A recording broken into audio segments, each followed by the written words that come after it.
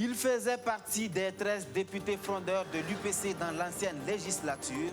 Ladji Coulibaly, dit Ladji Puissance, ancien député de la Comoé, revient dans la tanière du Lion plus de 3 ans après. Lui et son équipe sont accueillis par le bureau politique du parti du Lion.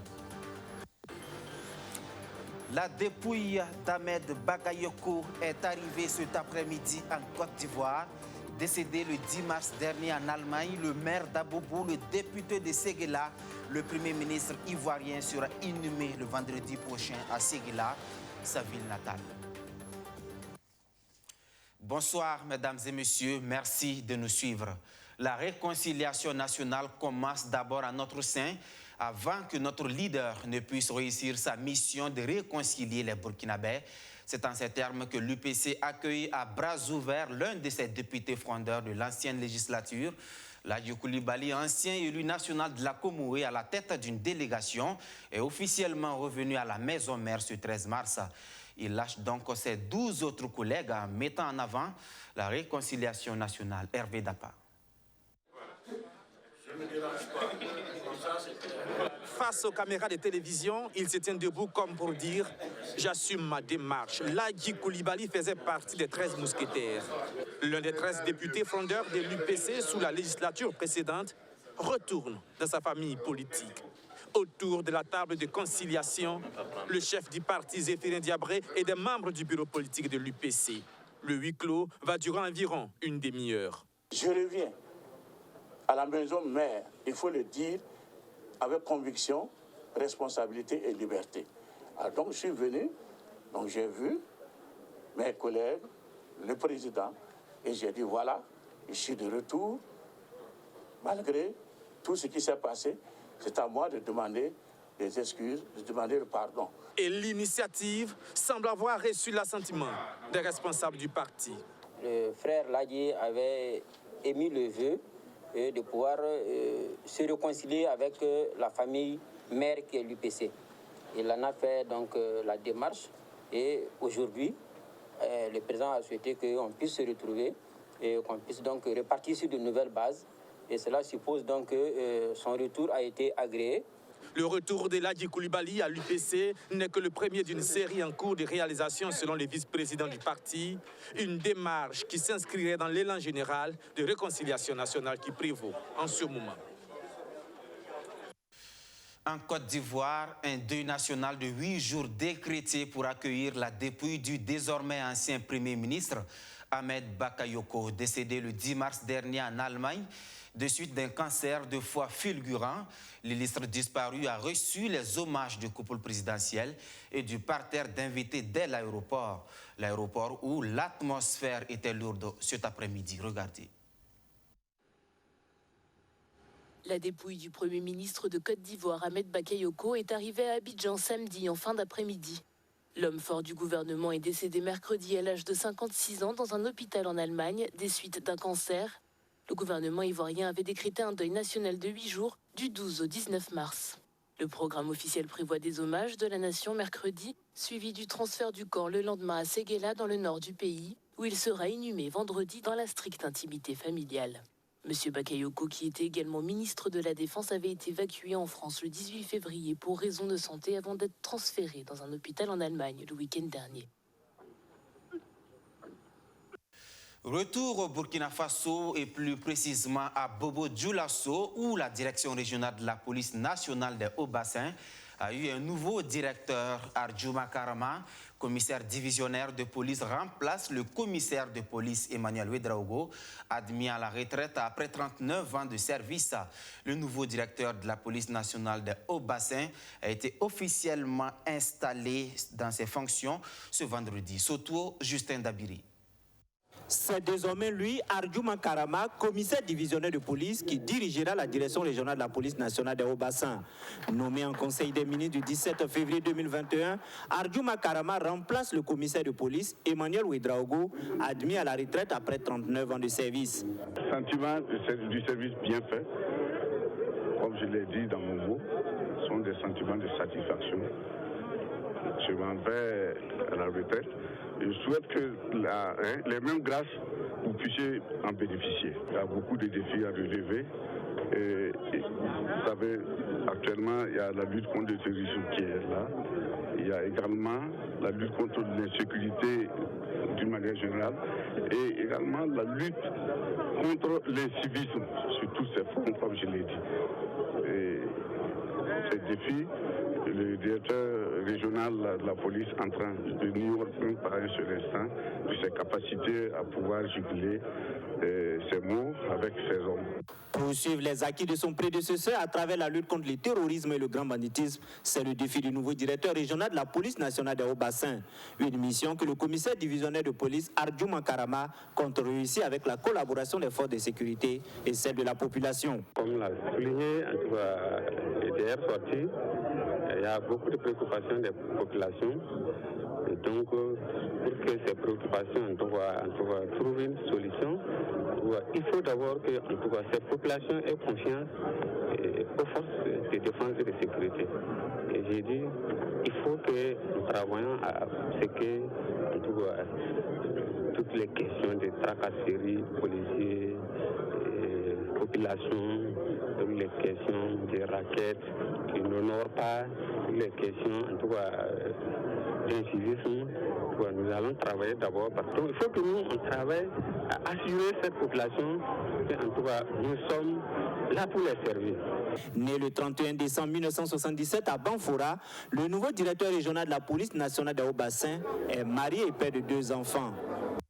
Lui est ambassadeur de la paix des Nations Unies. Le guide spirituel Cheikh Mouaz Ouedraogo va en croisade contre les discours haineux. Il prêche l'acceptation de l'autre et la tolérance. Un message de paix véhiculé lors de sa tournée de sensibilisation dans la région du Sud-Ouest. Abdou Aziz Sari. Le guide spirituel Cheikh Mouaz Ouedraogo reste convaincu que sans l'acceptation de l'autre, le défi lié à la cohésion sociale sera difficile à relever. Alors, l'ambassadeur de la paix de l'ONU prend son bâton de pèlerin et se met en campagne de sensibilisation à la tolérance. Première escale, commune de Gawa dans le Sud-Ouest. Ici, Cheikh Mouaz Ouedraogo invite les populations au respect mutuel, quelle que soit leur appartenance ethnique et religieuse. Et là où il y a le vivre ensemble, on dit la cohésion sociale.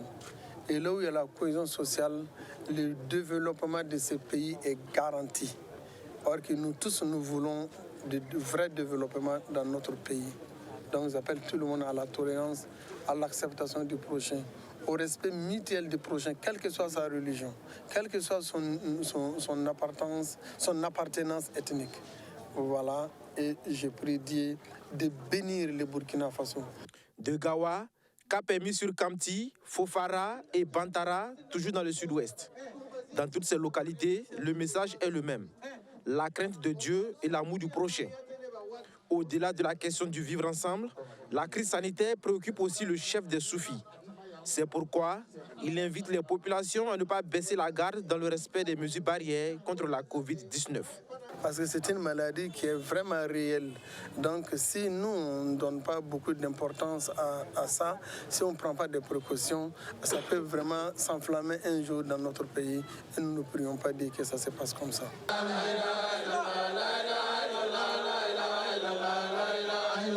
Le soufisme, selon Cheikh Mouaz, vise la purification de l'âme en vue de lui apporter un salut total.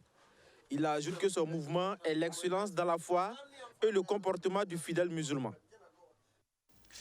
Les derniers chiffres de la Covid-19 au Burkina Faso, on enregistre un nouveau décès portant le total à 144, 46 nouvelles guérisons, 30 nouveaux cas portant le nombre total des cas à 12 305 cas. Quant aux cas actifs, ils sont au nombre de 210. La pandémie sévit donc toujours au Burkina Faso et les soutiens à la riposte également continuent. L'ONG allemande HELP vient de doter le ministère de la Santé d'un important lot de matériel médical. Ce matériel, d'une valeur de plus de 68 millions de francs CFA, répond aux besoins des formations sanitaires du pays, a indiqué les autorités sanitaires. Benjamin Kwame. Cet écriteau est une forme de campagne de l'ONG HELP pour sensibiliser les Burkinabés sur les risques de contamination liés à la Covid-19. Pour joindre l'utile à l'agréable dans sa lutte, l'organisation non gouvernementale allemande fait un don de matériel médical important au ministère de Charlemagne Ouédraogo. Des tables d'examen, de lampes baladeuses, de lits d'hospitalisation, pour ne citer que ceux-ci, d'une valeur de plus de 68 millions de francs CFA. Un don qui s'inscrit dans 3 projets intervenant dans 3 régions du pays. Depuis 12 ans, nous travaillons au Burkina Faso dans le domaine de renforcement du système sanitaire. Nous pensons que nous avons pensé, avec l'avènement de la Covid, qu'il est très important de rester dans cette stratégie de durabilité, de soutien au système, de renforcement du système sanitaire, pour laisser quelque chose qui est durable et qui va servir au-delà, espérons-le, après la fin de la pandémie de Covid. En plus de la lutte contre la Covid-19, c'est un geste qui vient aussi combler le déficit d'offres de soins de qualité dans les hôpitaux. Donc c'est un événement très heureux pour nous, car ce soir nous avons reçu un lot d'équipements biomédicaux qui vont permettre aux formations sanitaires d'améliorer leur capacité de riposte contre non seulement la Covid-19, mais la maladie en général. Donc c'est un événement heureux pour moi. Un don, dit-on, n'a jamais suffi. Charlemagne Ouédraogo saisit l'occasion pour faire des plaidoyers auprès d'autres partenaires pour un accompagnement dans les hôpitaux de référence. Alors mon plaidoyer, c'est un accompagnement au niveau des hôpitaux de référence au Burkina Faso. Et je saisis votre micro pour lancer ce plaidoyer. Vous savez très bien que lorsque la Covid-19 est arrivée, on s'est rendu compte d'un certain nombre d'insuffisances au niveau des hôpitaux de référence. Alors que ces niveaux n'ont pas d'accompagnement de nos partenaires techniques et financiers. Ce sont des niveaux qui sont tributaires donc, des deniers publics, donc du budget de l'État. À tous les partenaires techniques et financiers du Burkina Faso et en particulier du ministère de la Santé, de nous accompagner pour relever le niveau d'offre de soins au niveau des hôpitaux de référence. Le plaidoyer qui fait Monsieur le ministre sur les besoins qui sont encore là, surtout au niveau des hôpitaux de référence. On va certainement très sérieusement étudier ce plaidoyer et je vais aussi être le porte-parole envers les autres partenaires. Dans le cadre de la lutte contre la Covid-19, HELP, qui intervient également dans le secteur de la sécurité alimentaire, a obtenu un financement de 1,2 milliard de francs CFA du ministère allemand des Affaires étrangères et de l'UNICEF. Dans le domaine des énergies renouvelables, il y a cette initiative qui profite à une vingtaine de jeunes burkinabés. Un projet de formation professionnelle porté par le Centre de formation professionnelle Zach Lange. De quoi s'agit-il exactement? Explication avec Justin Amontou. Ils sont plus d'une vingtaine de jeunes participants à débuter cette formation dans le domaine des énergies solaires, ici au Centre de formation professionnelle Zach Lange Énergie.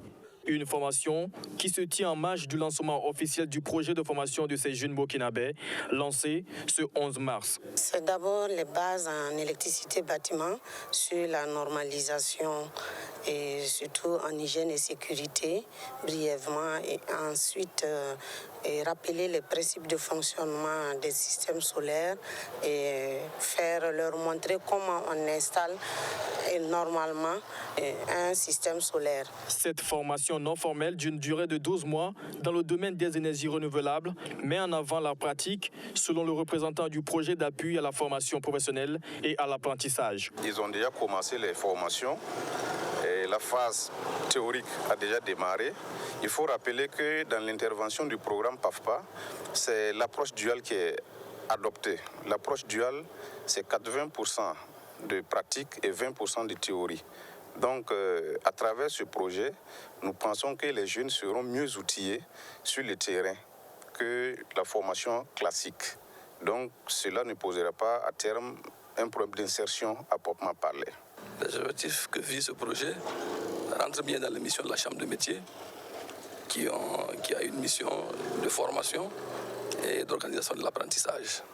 Alors donc, quoi de plus normal que de voir dans quelle mesure notre institution, en partenariat avec le PAFPA, puisse s'impliquer justement pour accompagner le processus quand on sait qu'à la fin, tous ces acteurs qui vont être formés seront nos ressortissants pour être des artisans à travers le Burkina Faso. Créé en 2016, le centre de formation professionnelle Zach Lange Énergie bénéficie du soutien de la Confédération SUS. C'est un engagement de l'État burkinabé vis-à-vis de l'Organisation internationale du travail qui se tient. Des inspecteurs du travail en conclave à Ouagadougou pour échanger sur les mécanismes de validation du rapport annuel de leurs activités. Justin Amonto. Les inspecteurs du travail sont en conclave. 48 heures durant, ils vont échanger sur les mécanismes de validation du rapport annuel de leurs activités. Coronavirus oblige, c'est le rapport de 2019 qui est soumis à validation au lieu de celui de 2020. Selon le secrétaire général du ministère de la fonction publique, du travail et de la protection sociale, à cause de cette pandémie, des réajustements ont été effectués. La validation de ce rapport a connu un léger retard dû à la pandémie qui sévit actuellement au Burkina, ce qui a entraîné un réaménagement des activités. Et aussi, il faut dire que pour mener ces activités, il faut des ressources.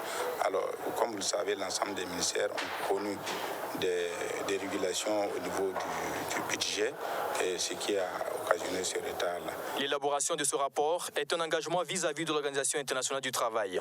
Dans ce rapport, figurent des données sur la gestion des conflits des entreprises du Burkina Faso. Il s'agit de la mise en œuvre des engagements du Burkina et vis-à-vis de l'Organisation internationale du travail et aussi de la mise en œuvre des recommandations du BIT.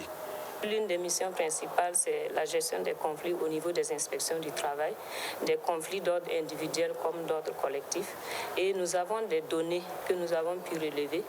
Et par rapport à la gestion de ces conflits-là, il y a ce qu'on appelle le climat social qui prévaut un peu dans ces entreprises que nous avons eu à contrôler. Puisque la deuxième mission pour l'inspection du travail, c'est aussi d'assurer la mission de contrôle pour voir les conditions de travail, les conditions dans lesquelles sont les travailleurs au sein de ces entreprises-là. Ces acteurs de l'inspection du travail au Burkina Faso disposent jusqu'à fin mars 2021 pour rendre ce rapport au Bureau international du travail. Dans le monde du travail et de la sécurité sociale, ce sont des situations qui plombent le travailleur. Maladie, invalidité, chômage et accidents, autant de dangers qui nous guettent et face auxquels il faut prendre des précautions. Au nombre de ces mesures de précaution, il faut compter Certicompte et Quietis, deux produits lancés par la Société Générale Burkina et Sounou Assurance pour apporter un peu de sérénité en cas d'invalidité ou de décès et aussi pour sécuriser les achats en ligne. Arsène Konditamdi. Une remise de contrat qui marque le lancement de deux produits mis en place par la Société Générale Burkina Faso et Sounou Assurance. Le premier est Certicompte. Il permet de verser un revenu au contractant en cas d'invalidité totale ou définitive et en cas de décès. La souscription est à 6 000 francs CFA et le capital garanti est à 1 million de francs CFA. La prise en charge, suivant un capital bien déterminé, des découverts ou de la situation débitrice que le compte du client pourrait avoir au sein de la banque. Donc, ce qui permet non seulement à la banque de pouvoir permettre d'accorder un certain nombre de niveaux de débit à sa clientèle pour lui permettre de pouvoir faire ses opérations avec sérénité et en sachant que derrière, il y a une couverture avec un assureur. Quietis, c'est un produit qui permet de couvrir les frais de renouvellement des moyens de paiement, comme la carte bancaire ou le chéquier, en cas de perte ou de vol.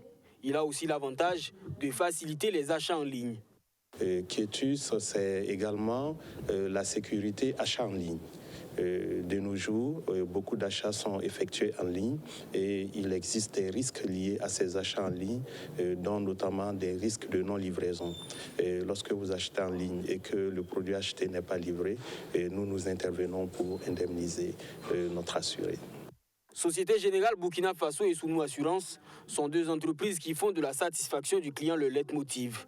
À travers ce partenariat, l'objectif est de donner plus de quiétude aux futurs souscripteurs. Nous collaborons ensemble et cette collaboration se passe très bien. Et comme le DG de Sounou l'a expliqué, nous souhaitons le meilleur pour nos clients.